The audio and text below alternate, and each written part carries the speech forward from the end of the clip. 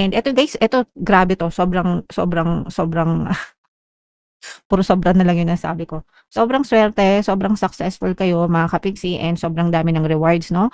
Eto guys, bibigyan kayo ng mga rewards ni universe pagdating sa kaperahan, magtatagumpay yung iba sa inyo sa success. Yung iba sa inyo guys, kung meron kayong mga target, kunwari nasa sales kayo, may mga quota kayo, may mga target kayo, ganyan, nahi-hit niyo 'no, yung mga target na yun, yung mga quota na yun mga ka-Pixie, and it will bring, abundance sa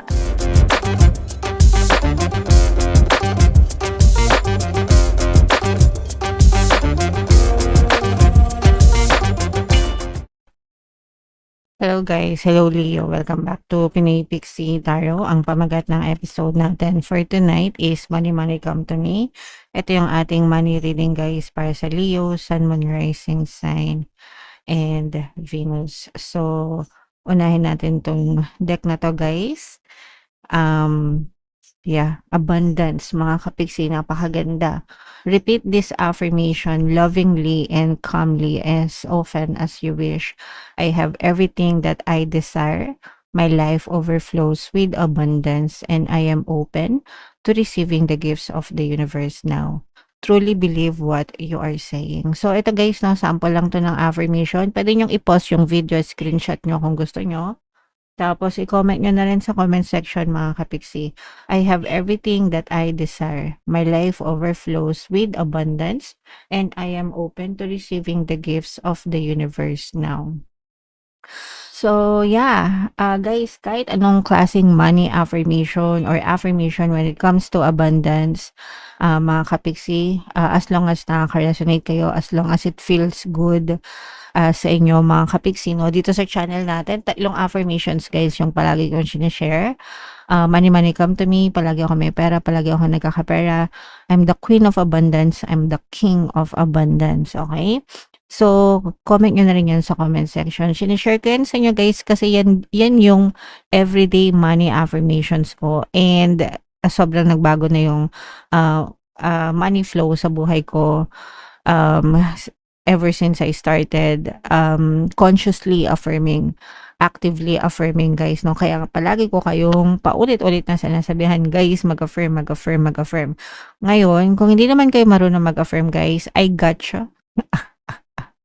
Don't worry guys, I got you. Marami tayong mga pampaswerte subliminals dito sa channel natin, pampaswerte sa negosyo, sa trabaho, sa pera guys, no? Even sa relationship. Yung mga subliminals na yun, may mga affirmations na yun, no? Nakalagay na yung mga affirmations doon, nirecord ko na, at saka may mga silent affirmations din doon. Ang gagawin nyo na lang is pakikinggan nyo, okay?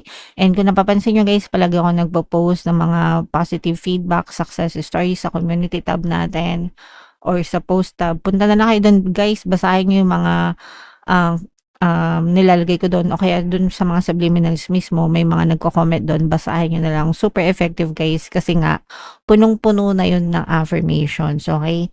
Wala na kayong gagawin, papakinggan nyo na lang. And syempre, importante wag kayong nega kasi pag nega kayo, kina-cancel nyo yung effectivity ng mga affirmations na nilagay ko doon sa mga subliminals, okay? So, yun lang yung rule. Kapag nakikinig kayo ng subliminals, wag kayong nega para hindi ma-cancel yung affirmations, guys. Okay?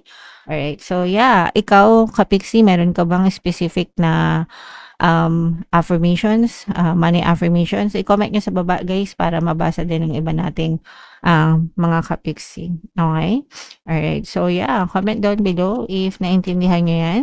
So, shuffle natin to guys. Hanapin natin yung energy ng Leo at saka yung energy ng money. Habang sinashuffle ko to, panoorin nyo muna yung video natin regarding sa ating paano mag-manifest ng abundance video course. Kapiksi, sawa ka na ba sa mga struggles at hirap sa buhay mo? Masipag ka ba at masikap sa buhay ngunit hindi ka pa rin umaasenso? Ilang beses ka na bang nag-attempt mag-negosyo at mag-invest pero palagi ka pa rin nalulugi? Sa pagkakataon na ito ay maaaring may subconscious beliefs ka na nagiging balakid sa iyong pag-unlad at pagyaman. Introducing, paano mag-manifest ng abundance video course. Dito ay matututunan mong ma-overcome ang mga balakid mo para tuluyan ka ng umunlad, umasenso, sumagana, maging matagumpay, successful at maswerte sa iyong kabuhayan, pera, trabaho, negosyo, salapi at kaperahan ng bonggang-bongga. Dali, mag-send na ng email sa pinoypixie@gmail.com at simulan na ang iyong pagyaman ngayon. Alright, so sa lahat ng gusto mag-avail ng course guys, meron tayong paano mag-manifest ng abundance video course. Excuse me. Paano mawala ang third party at magkaroon ng harmonious na relationship, paano pabalikin si ex o vice breakup. Sa mga interesado guys, mag-send lang kayo ng email sa pinoypixie@gmail.com. And sa mga naghahanap ng pampaswerte guys, meron tayong money shaker jars. Ito yung itsura ng money shaker jars natin guys, at saka itong mga bracelets. So ito yung WhatsApp number ko guys, i-chat nyo lang ako dyan. So, Leo, kayo ay represent ng Queen of Wands, guys, no? Wow. So, this is both positive and negative, mga kapiksi. So, unahin natin yung sa negative, guys, no? Kasi yung iba sa inyo, mga kapiksi, meron kayong mga hanash sa trabaho nyo, sa workplace nyo, kung kayo ay may mga trabaho, or kung kayo ay merong pinagkakakitaan, mga kapiksi. Yung iba sa inyo, parang feeling nyo, yung kayo mismo yung nag-i-emo guys, kasi yung iba parang feeling nyo na stuck kayo sa buhay, feeling nyo walang growth, feeling nyo nagtsatsaga lang kayo sa trabaho nyo, mga kapiksi, para kumita, pero hindi kayo, yung iba sa inyo hindi naman lahat, yung iba sa inyo parang hindi na kayo masaya sa trabaho nyo, mga kapiksi. At saka yung iba sa inyo, meron kayong mga hindi makasundo din sa trabaho. So, pwedeng hindi mo makasundo yung boss mo, hindi mo makasundo yung ka-team mo, ganyan, no? And, sabi ko nga, yung iba, parang nagtsatsaga lang. Eh, kung hindi ka masaya, edi maghanap ka ng ibang trabaho, di ba? Ganun lang kasimple yun, mga kapiksi. Yeah. I mean, imbes na magreklamo kayo na etong person na to, ganito, etong person na yan, ganyan, di ba? Mag-resign na lang kayo kung gusto nyo and maghanap kayo ng ibang trabaho. Huwag nyo nang i-stress yung sarili nyo guys dun sa mga kasama nyo sa trabaho, kasi hindi nyo naman sila makokontrol, no? I mean, you cannot control yung mga tao sa paligid nyo ay yung mga sitwasyon. Ang makokontrol nyo lang is yung reaction nyo at saka yung perception nyo sa trabaho. In the first place, pumapasok kayo sa trabaho para magtrabaho, para kumita ng pera, no? And kasama yung pakikisama guys, kung gusto nyong mag-survive, kung gusto nyong tumagal, di ba? Importante yung pakikisama sa ibang tao, kahit gaano pa kasama yung ugali nila, kahit gaano pa KUPS sila, di ba? Pero syempre, kung hindi tolerable, may choice naman kayo. You always have a choice to leave the company, umalis kayo, maghanap kayo ibang trabaho, maghanap kayo ng ibang pagkakakitaan, di ba? Ganun din, kung may negosyo kayo, kunwari, meron kayong physical store, tapos yung landlord nyo, masungit, o kaya naman yung landlord nyo, kung ano-anong demand, di maghanap kayo ng ibang pwesto. Nagets nyo ba yung ibig ko sabihin? Wag kayong masyadong magpa-stress dun sa mga maliliit na bagay na hindi nyo nakikita yung mga malalaking bagay at mga magagandang bagay na nangyayari sa inyo. Kasi you're dimming your light. Ibig sabihin, parang dinidiliman mo yung ilaw mo, no?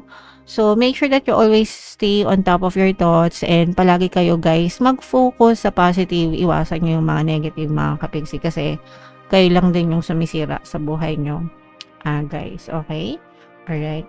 And eto, guys, eto, grabe to. Sobrang puro sobra na lang yung nasabi ko. Sobrang swerte, sobrang successful kayo, mga kapigsi, and sobrang dami ng rewards, no? Ito guys, bibigyan kayo ng mga rewards ni Universe pagdating sa kaperahan. Magtatagumpay yung iba sa inyo sa success. Yung iba sa inyo guys, kung meron kayong mga target, kunwari nasa sales kayo, may mga quota kayo, may mga target kayo, ganyan, nahihit nyo, no? Yung mga target na yun, yung mga quota na yun, mga kapigsi, and it will bring abundance and happiness, abundance of happiness para sa buong pamilya, no? Kumbaga hindi lang ikaw yung masaya. Syempre domino effect yan. Masaya ka, masaya din yung pamilya mo. Nakakapag-uwi ka ng pagkain para sa pamilya mo, 'di ba? So ganon, guys, no? And you have a lot of things to be grateful for, guys, okay? So, ito guys, talagang maswerte. Yung iba maswerte talaga sa pera. Kung nasa farm kayo, nag-aani kayo, swerte kayo guys, no? Swerte yung mga nasa farm, yung mga nag-aani, mga kapigsi. So, yeah, hindi kayo mauubusan guys. So, i-mind nyo na yan guys sa comment section, mga rewards ni Universe, mga success, tagumpay, itong swerte na 'to guys sa buhay. Palagi kayo mag-affirm sa swerte 'no, guys. Swerte ako, swerte ako, swerte ako, swerte ako sa lahat ng aspeto ng buhay ko. At saka itong money shaker jar, pampaswerte 'to guys. Sa loob nito nandiyan yung mga intentions niyo para swertehin kayo. So, bibigyan ko kayo ng instructions kung paano paganahin 'yan.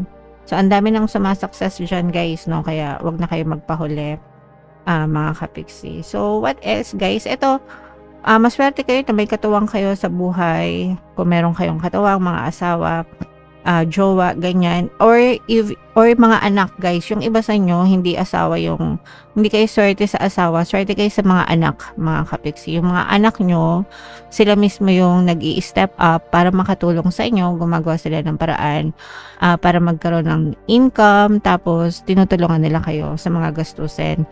So, sobrang swerte kayo sa mga anak, Leo. And eto guys, no, may mga magagandang kontrata. Suswertehan kayo sa mga kontrata, sa mga transaction, mga kapiksi, no? Kung nasa sales kayo, kung freelancing kayo, kung mga project-based kayo guys. At saka kung lilipat din kayo ng trabaho, mga kapiksi, and magsasign kayo ng bagong kontrata, suswertehan din kayo sa mga job offers nyo, mga kapiksi. And bukod doon guys, talagang nag-aani din kayo ng good karma, no? Kaya talagang maganda yung swerte nyo, guys, kasi dahil sa good karma nyo rin, mga kapiksi. Yung iba sa inyo, nakakabayad na kayo ng karmic debts, wala na kayong utang, guys, kaya gumaganda na yung takbo ng kaperahan sa inyo, Leo. So, para mabayaran nyo yung mga karmic debts nyo, guys, no? Kailangan ng kawang gawa, tumulong, sa kapwa mga kapiksi. The more na tumutulong kayo, the more na nababawasan nyo yung karmic debts nyo, and dumadami din yung good karma nyo, mga kapiksi, and makakatulong yan sa inyo in the future guys, okay? So ito guys, i-main mo yun na itong swerte na to, itong mga good karma, itong mga success, mga magagandang kontrata guys, no? I-main mo yun na sa comment section and comment down below if naka-resonate kayo, Leo. Ito, so ito yung, ayan, no, grabe, di ba? Abundance, dalawang card yun lumabas sa inyo.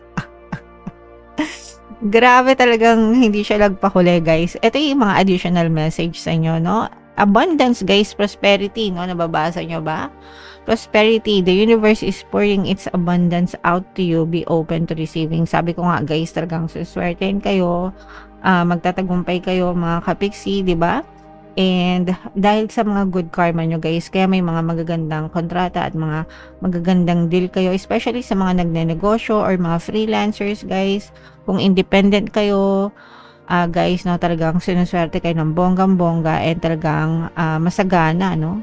Masaganang kabuhayan talaga ito para sa inyo, Leo. Okay? So, i-mind nyo na yan. Grabe talaga itong abundance na to, hindi nagpahuli.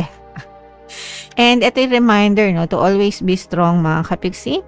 You are stronger than you think you are, and your strength assures a happy outcome. So, kahit anong dumating sa buhay, guys, no, kailangan natin maging strong, maging malakas. Kayang-kaya natin yan, mga kapiksi. Hindi pa katapusan ng mundo. So, habang may buhay, may pag-asa, guys. Okay? Alright. So, yeah. Comment down below, guys, if feeling nyo naka-resonate kayo dyan. And for more tarot readings, ito yung playlist nyo. Ito naman yung ating success stories ng paano mag-manifest ng abundance video course. Panoorin nyo itong video na to guys about money shaker jars. Thank you for liking, sharing, and subscribing. See you next time guys. I love you all. Have a nice day. Bye-bye.